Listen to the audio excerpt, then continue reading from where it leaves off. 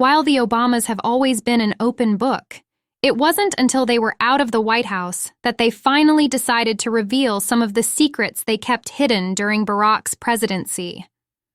One of them was the great lengths they went to grow their family and how a miscarriage left them feeling utterly defeated.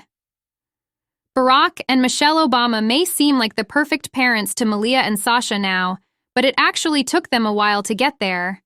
As a career-focused couple, they didn't rush into having kids right away. We had this nice stretch of about 3 years where she was doing her thing in her career, and I was doing mine, Barack said in an episode of Renegades Born in the USA podcast with Bruce Springsteen. Then we started trying to have kids. Took a while. Michelle had a couple of miscarriages, and we had to kind of work at it. By the time they welcomed their first child, they had been married for over half a decade, so they were already primed to become parents. There had been this 6-year stretch in which probably for about half of it, we had been trying, so there was no surprise to it, the former president added. While Barack went light on the details of their fertility struggles, Michelle painted a more harrowing picture in her memoir. In the book, she revealed that after suffering a devastating pregnancy loss, she had to go through in vitro fertilization, IVF, to conceive her daughters. Michelle and Barack Obama's path to parenthood was fraught with challenges, as their careers often kept them apart. Barack was elected into the Senate, and Michelle was promoted to Associate Dean at the University of Chicago. Our attempts at procreation took place not in service of important monthly hormonal markers, but rather in concert with the Illinois legislative schedule. This, I figured, was one thing we could try to fix, Michelle wrote in her best-selling Becoming memoir. But even with making adjustments, including Barack racing home late at night just to make it in time for her ovulation window, their initial efforts were rendered futile.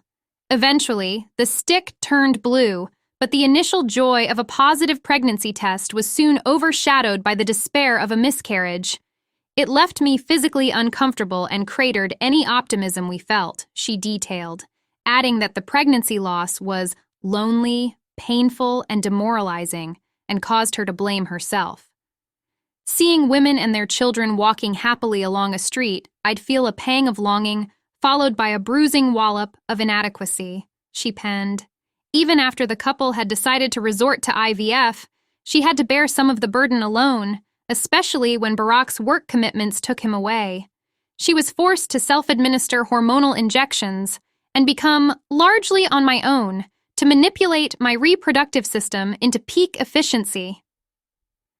This experience led her to realize the acute burden of being female, and even harbor a resentment towards politics altogether.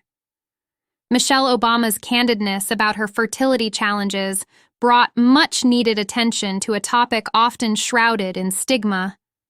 I felt like I failed because I didn't know how common miscarriages were because we don't talk about them, she shared on Good Morning America.